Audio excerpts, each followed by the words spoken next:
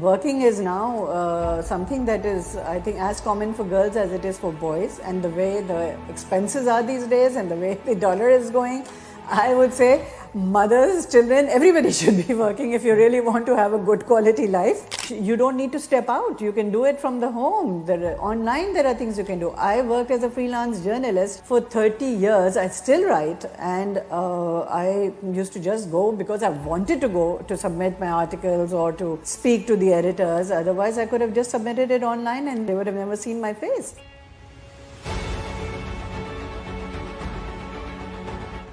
So it started, I think, over 3 decades ago, and it started with journalism. In fact, if I'm honest, it started even beyond journalism because I had got married while I was still studying and I was in the university. And soon after that, kids came along.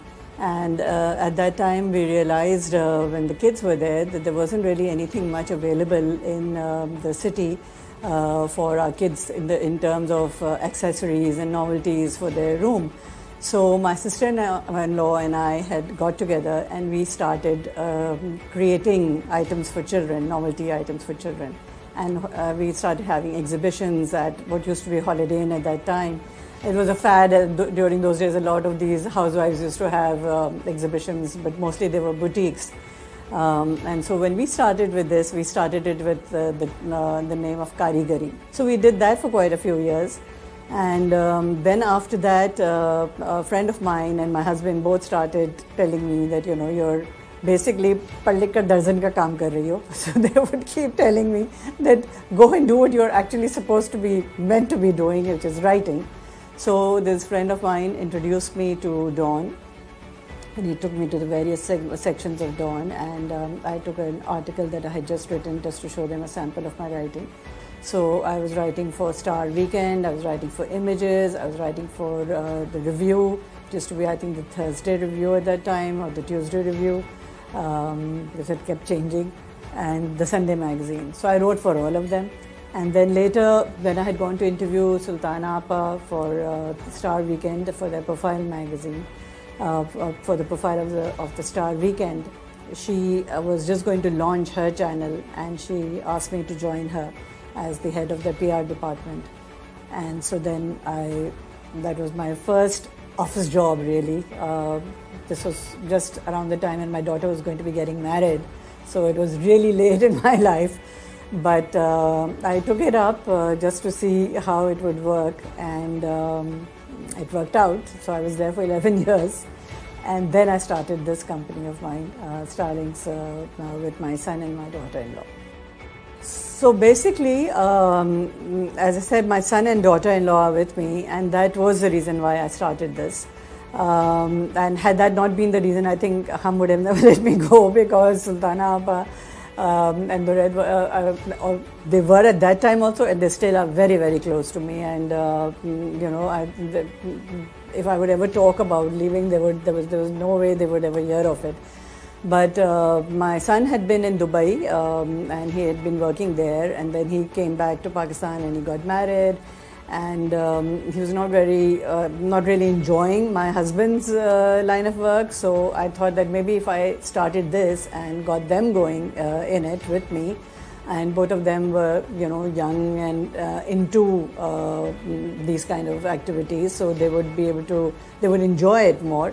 Then I could start this for them and use my contacts, my experience, and set them up.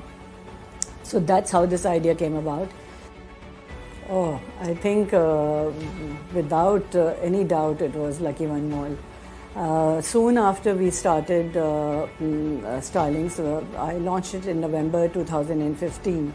And I think in 2016 we were approached by the mall to make a pitch for launching Lucky One. And it was a huge, obviously it's the largest mall in South Asia, so it was, they needed a lot of time for us to work on the pitch. They were going to launch it in early 2017, I think. And so we were one of probably 50 odd companies that must have given a pitch to them.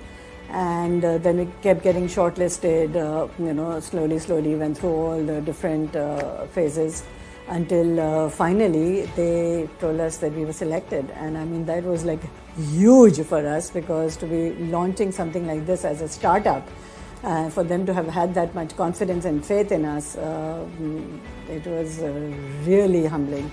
And when it was supposed to be a one-day event. Later they said it would be a 3 days event, and then they made it into a 13 days event.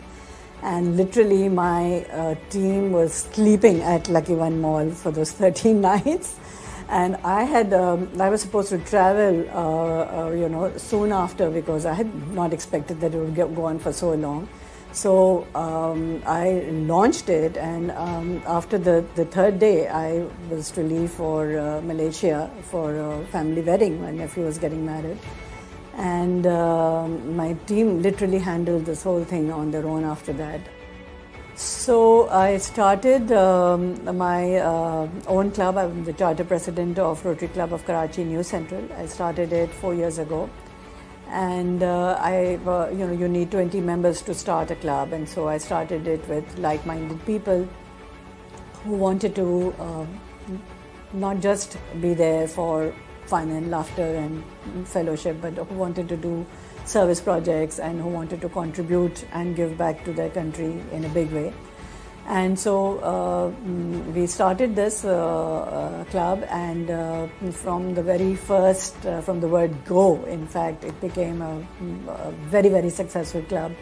So within 2 or 4 days of my launching it, I was given a district role of handling the PR for them, for the entire Rotary. And then right after that, within 6 months, our club got an award for our heritage project, because we were working with Yasmin Lari, who is also one of our charter members. And we were working on Denso Hall, so that got a thing. And then in our district conference, we won 3 awards for the most outstanding platinum club, the best president, best secretary. So we really started it with a bang, and then all 4 years we've been winning lots and lots of awards. This year the conference just finished, we won 13 awards. So it's a great feeling to be heading a club like that. I'm again the president-elect, so from July my tenure will start for 1 year. So travel in PK basically is a result of passion. It's traveling is something I'm very fond of, and promoting travel in Pakistan is something I'm very fond of. And I was the convener for tourism development at the Federation for 2 years in a row. And so we launched Travel in PK with the view to promote tourist destinations in Pakistan.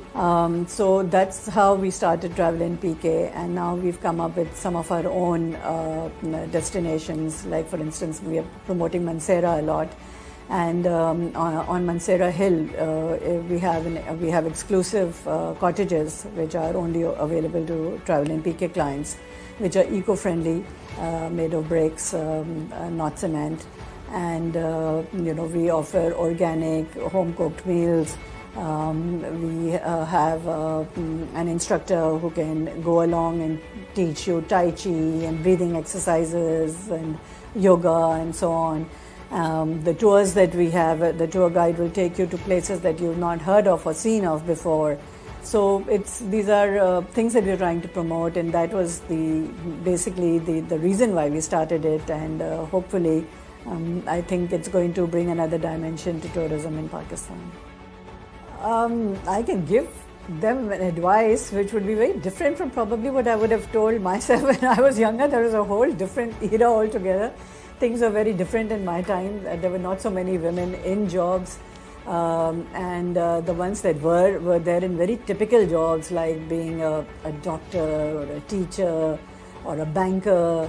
I think we didn't really have as many choices as we have now. Women journalists were very rare to come by. Especially the ones who were working full-time. But now the sky is the limit. I mean, I would say that it would be criminal for any young girl not to be working. And I think there's a case in point. You all have 3 ladies sitting right in front of me, 3 young ladies who are sitting right here. So it just shows that working is now something that is, I think, as common for girls as it is for boys. And the way the expenses are these days and the way the dollar is going, I would say mothers, children, everybody should be working if you really want to have a good quality life. And there is so much. You don't need to step out. You can do it from the home. Online there are things you can do. I worked as a freelance journalist for 30 years. I still write, and I used to just go because I wanted to go to submit my articles or to speak to the editors. Otherwise I could have just submitted it online, and they would have never seen my face. So there is so much you can do just sitting within your four walls.